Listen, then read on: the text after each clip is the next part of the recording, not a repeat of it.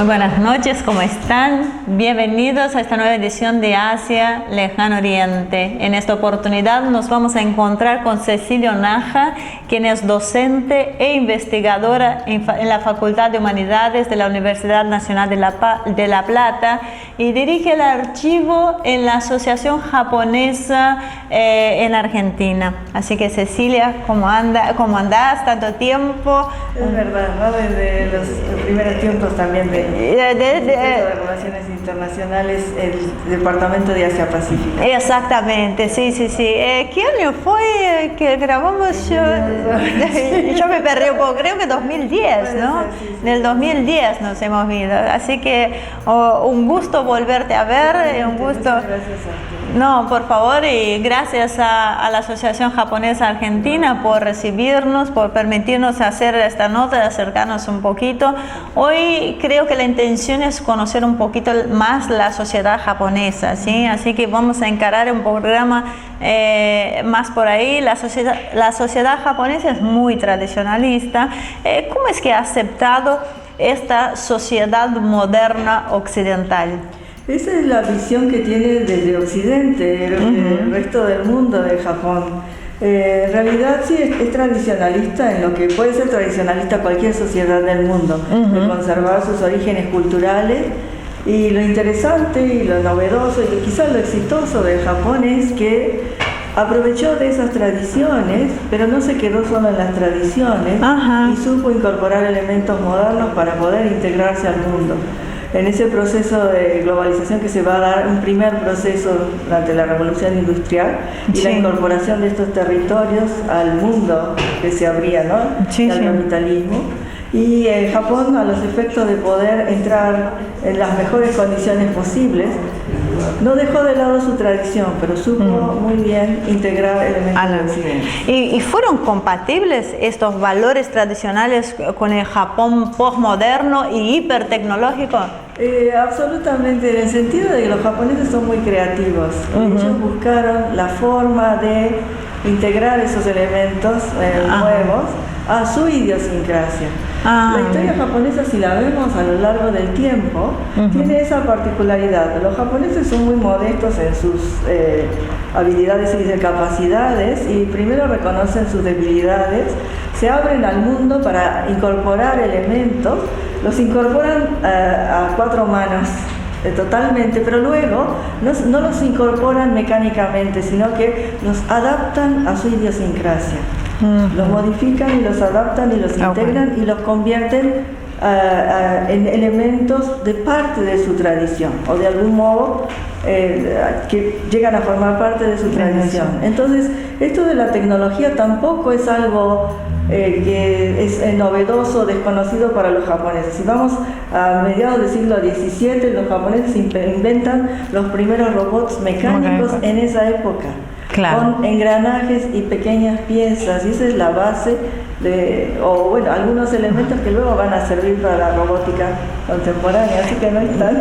Claro, quizás la imagen occidental sea de este Japón más feudal, más tradicional, y de golpe se vio con este Japón hipertecnológico, hipermodernoso, y como vos decís, quizás no sopesamos que ya coexisten desde hace mucho tiempo, ¿no? Hay elementos creativos interesantes que estudiando la historia uno empieza a conocer y a descubrir que hacen, fascinante, ¿no? Bueno, tenemos que adentrarnos un poco más a la historia japonesa.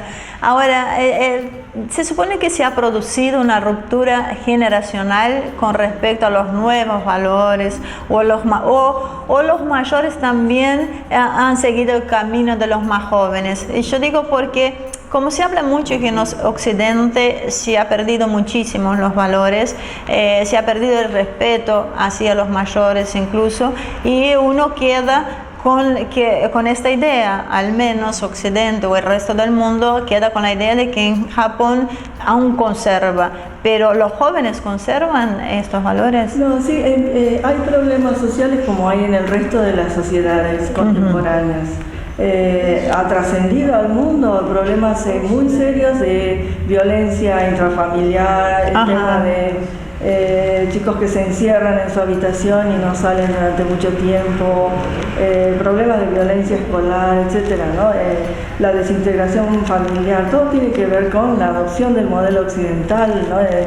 En la sociedad japonesa, pero al mismo tiempo es muy fuerte esa base cultural que tiene y algunos elementos permanecen, pero ¿en qué forma permanecen? Y eso creo que es lo más fascinante de esto, ¿no? De esta cultura.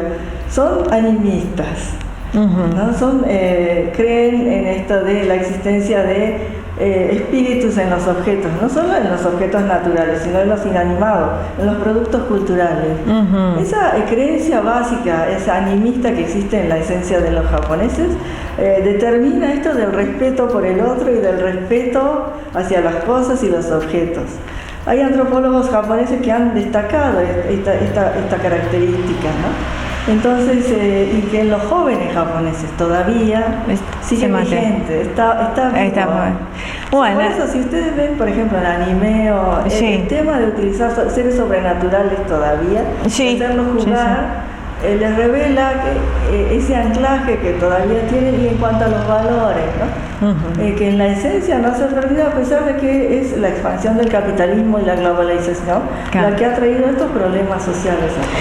Lo que pasa es que hay una lucha a nivel mundial por la globalización, en el sentido de que quieren que seamos todos iguales en todas las partes del mundo, promoviendo cierto egoísmo, cierto individualismo, y esto es lo que se ha logrado romper, por lo menos los valores occidentales, porque hace 100 años atrás podíamos decir que acá también teníamos toda esta cuestión de el respeto hacia los mayores, la cuestión de que un joven no hacía lo que se le daba la gana, sino que tenía algunas pautas a seguir. Hoy es como que se rompen estas barreras y da una libertad que no están quizás capacitados para asumirla, porque también es una realidad.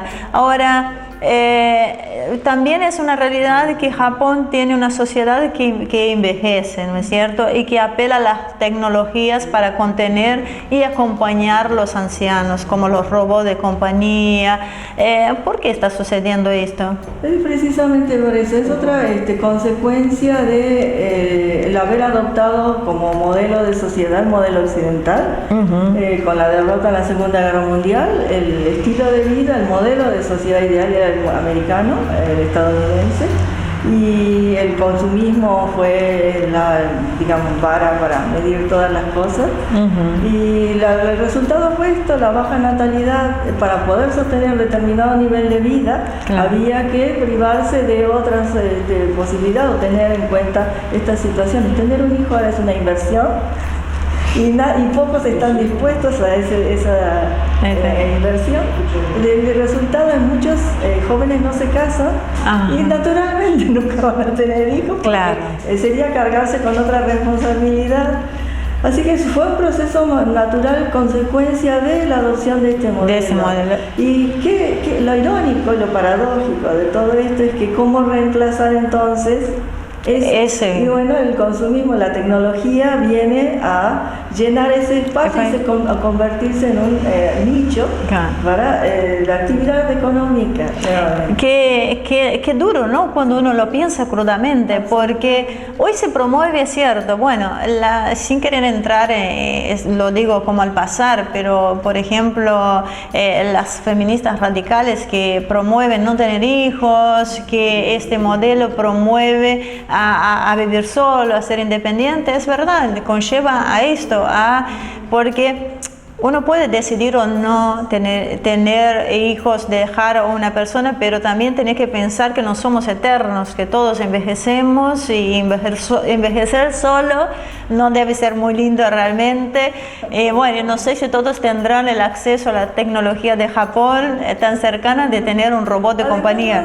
Para nada agradable, ¿no? Sí, no, pensar que a tu lado va a tener, por más que ponga algo para calentar las manos, va a ser las manos de un robot igual. Así que a qué extremo podemos llegar, ¿no? Ahora, en los últimos tiempos estamos viendo cómo Japón se rearma. Vamos para todo enfocando desde una visión de la sociedad, ¿no? De cómo está. Ahora, ha llegado el fin del tiempo de pacifismo de la sociedad japonesa de posguerra. O sea, ¿qué piensa la sociedad japonesa de este tema? Es muy interesante porque la voz de la sociedad japonesa no trasciende. Gracias ahora a las redes sociales, a los medios de comunicación alternativos, podemos empezar a escuchar la voz del pueblo japonés. Pero en realidad ellos absolutamente no tienen ningún interés en eso. El movimiento civil es muy fuerte. Frente a estas medidas que está tomando el gobierno, ¿no? De intentar la reforma constitucional que le permitiría dar un paso más adelante relativo a las Fuerzas Armadas. 70 años, bueno, ya más, desde el fin de la Segunda Guerra Mundial, ¿no? Del fin de la guerra, Japón ha vivido todo este tiempo de paz, pero la sociedad no se olvida de lo que fue la guerra. Claro. Y de haber vivido en carne propia lo que significó dos bombas nucleares. Ninguna sociedad del mundo tuvo esa experiencia, gracias a Dios. Y los japoneses, porque tuvieron que sufrirla, se ponen como ejemplo para el mundo, ¿no? Para que no suceda. Quizás es un compromiso y algo que nuestro público en este programa no lo espera, pero no es llamativo que un país donde, creo que el único país en el mundo donde los atacaron con 2 bombas nucleares, sea hoy aliado de este país que los ha atacado o se deje influenciar tanto por lo que vos me decís, sin el acuerdo de la sociedad, sino esto son decisiones a nivel gubernamentales. A mí me ha sorprendido muchísimo que muy poca gente conozca la realidad de que esta situación fue impuesta naturalmente por los vencedores. Es natural, ¿no? Era una condición que imponen los aliados a través de la ocupación de los Estados Unidos y no fue una decisión de Japón. Es más, originalmente los Estados Unidos tenían como objetivo limitar el desarrollo del Japón a los años 30, ya que sea una potencia económica de segundo orden. Lo que la Guerra Fría hizo fue revertir en los Estados Unidos esta idea y armar al Japón como escudo frente al avance comunista, ¿no? O sea, el desarrollo de la República Popular, la Guerra de Corea, etc. Y Estados Unidos necesitaba un aliado en la región y ellos impulsaron esto. Y los japoneses lo que hicieron fue, para moderar un poco esta situación, bueno, nosotros está bien, no vamos a armarnos, pero sí vamos a apoyarlos económicamente y el resultado fue esta alianza. ¿Sí? No es algo que que Japón haya buscado, sino que algo fue impuesto. Bueno, y es una alianza que molesta mucho, obviamente, a la región. Es una alianza que hoy que sirve de punta de lanza para los conflictos entre China, Rusia, Estados Unidos. Y volviendo al tema de Japón, que una de las críticas hacia este país es no haber hecho una crítica durante la Segunda Guerra sobre su actuación en la Segunda Guerra Mundial en materia de crímenes de guerra, ¿sí? O sea, las mujeres coreanas, yo creo que ahora ya quedan muy pocas, aquellas que fueron entonces clasificadas como esclavas sexuales, al día de hoy siguen pidiendo que Japón reconozca o se pida perdón, ¿no? ¿Cómo ve la sociedad? Por eso es la política que se instaura a través de los sectores dominantes esta visión, pero la población en general, sin ir más lejos, la población es muy crítica, por ejemplo, de todos los tipos de expresiones nacionalistas. Poca gente sabe que fue cuestionado inclusive el cantar el himno nacional, el honrar a la bandera, hasta prácticamente los años 2000. Son símbolos nacionales y sin embargo en las escuelas secundarias hubo un rechazo por parte de maestros. El sindicato docente es el más fuerte en este sentido. Por eso del exterior poco se ve lo que la sociedad civil japonesa hace en relación con los resabios de la guerra. Bueno, de todos modos, hubo un tribunal de Tokio administrado por los aliados y se castigaron a sus crímenes de lesa humanidad. Sí. Y bueno, con respecto a esto es una demanda que todavía está pendiente, pero hay muchos sectores de la población japonesa misma que apoyan a los demandantes o los que demandan. Y no solo es el tema de la prostitución de mujeres coreanas, hubo mujeres japonesas también que sufrieron. Y yo creo que entonces hay que llevar el problema más allá, es una cuestión de género y dominación. Y cómo la mujer se vuelve botín de guerra a veces o víctima a la cual poco se considera. No estamos hablando solo de las mujeres coreanas. De las mujeres en general. Entonces me parece que sí, bueno, y un elemento, una observación más es que también sería muy importante reconocerlo definitivamente, hacerse cargo, pasarlo a la historia. Ninguna nación puede decir que es absolutamente perfecta y pura. No, lógico. Es parte de la historia, como tal hay que asumirlo. Pero terminar con esta etapa, o sea, lo que pasa es que al no poner un fin, siempre hay una expectativa y siempre se revuelve al mismo error, no se termina. Y eso es fundamental, pasarlo a la historia. Que entre en la historia asumiéndolo y cumpliendo los resarcimientos que correspondan. Y son más resarcimientos morales que económicos en realidad. Obviamente, yo creo que eso es lo más importante, pero lo importante es esto, y la experiencia de Japón nos sirve a nosotros hoy en Argentina. De asumir las culpas, blanquear en el sentido de poner toda la verdad sobre la mesa, porque esa es la única forma de construir hacia adelante. Y si no, va a pasar como en Japón. ¿Cuántos son? 75, 80 años y todavía estamos hablando de lo mismo, ¿no? Bueno, ¿sabe lo que podemos observar con ese tema puntual, con lo que vos me decís sobre el pensamiento de la sociedad y la decisión del gobierno?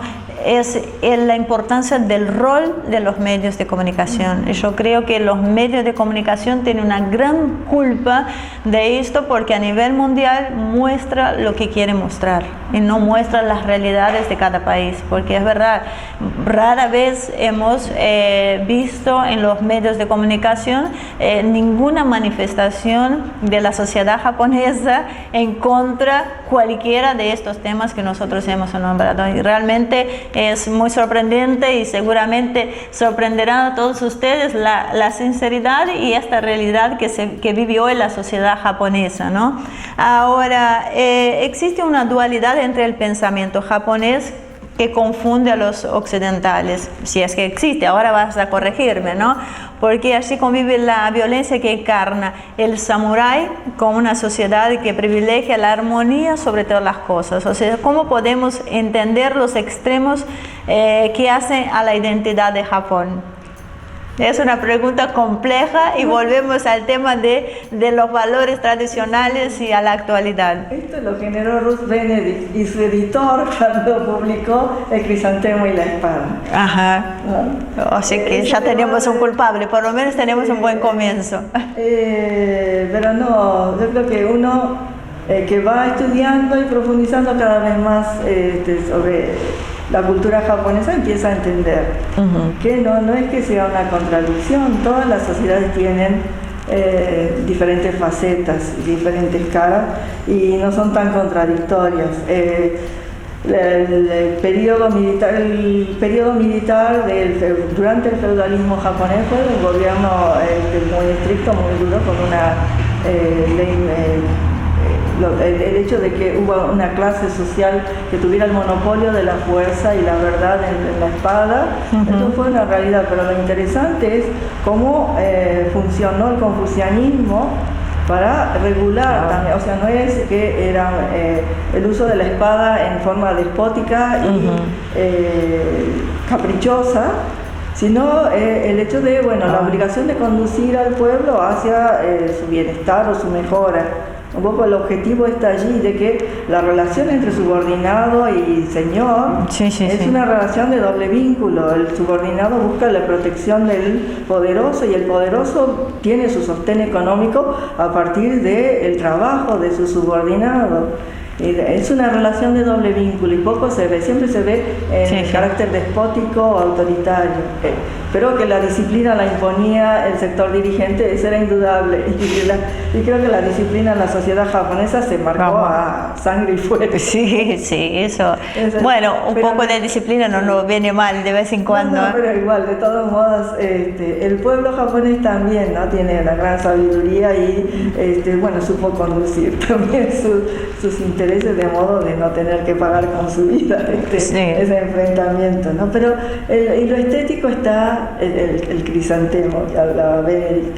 Lo estético tiene que ver con su relación con la naturaleza, pero también esto se ha hecho, hay muchos malentendidos y confusiones respecto de la visión del japonés de la naturaleza. La integración la hablamos como integración, ¿no? En su totalidad, en el respeto y en el que los japoneses son parte de esa naturaleza y hay que convivir con ella. Bueno, es interesante todo ese tema. Indudablemente tenemos que tener unas cuantas charlas para terminar de comprender y de conocer un poco más la sociedad japonesa hoy, ¿no es cierto? Ahora vamos un poco al tema de la industria cultural coreana, que ha impulsado novelas históricas que han producido cierto malestar en las autoridades japonesas porque están escribiendo la historia según la visión de Corea, ¿no es cierto? Ahora, ¿está perdiendo Japón influencia regional ante el avance de los nuevos actores que se han desarrollado posteriormente? No, yo creo que no. Otra vez, me parece que es una visión muy desde Occidente. En la realidad hay una integración mucho más fuerte. En este caso, lo económico pesa más y los intereses de la región apuntan hacia la paz para poder seguir creciendo. Y en cuanto a la relación cultural entre Corea y Japón, es irónico, se restableció recién en el 2002, fue el campeonato mundial de fútbol. El fútbol en Latinoamérica separa y en Asia une. Está bien. Pero a partir de allí se liberaron muchas barreras y ahora hay fanáticos japoneses de K-pop y de actores coreanos que tienen un boom en Japón y japoneses que van a actuar a Corea muy libremente, un mercado magnífico. Así que es más estos elementos son la forma de uso político de estas expresiones. Por eso no hay que caer en el error, en China también, ¿no? De ataques a firmas de capital japonés, etcétera. Eso es más manifestaciones, expresiones de política, pero en realidad, en el fondo, creo que hay una integración mucho mayor de la que nosotros vemos. De las que están viniendo realmente. Así que bueno, Cecilia, realmente encantada de reencontrarte, encantada de recibirte acá, de que podamos tener esta charla que fue muy enriquecedora. Agradecer nuevamente a la Asociación Japonesa Argentina por recibirnos, esperar poder hacer un trabajo un poco más continuado, porque en definitiva es el objetivo de este programa, ¿no? La integración, el conocimiento y el acercamiento entre nuestros pueblos. Y qué mejor que entender la sociedad, las diferentes sociedades y la actualidad también. Esto es muy importante, así que muchísimas gracias. Gracias a usted. Muy bien, hasta acá llegó el programa de hoy, realmente sorprendente, un programa que creo que nos deja a todos pensando en cómo es la idea que tenemos y cómo nos distorsiona los grandes medios de comunicación, como siempre nos venden lo que quieren. Así que bueno, dejo con ustedes para pensar y dejarnos sus comentarios en nuestras redes sociales, en nuestro canal de YouTube, Asia TV Producción. Y los invito a estar con nosotros acá todas las semanas con más una edición de Asia Lejano Oriente.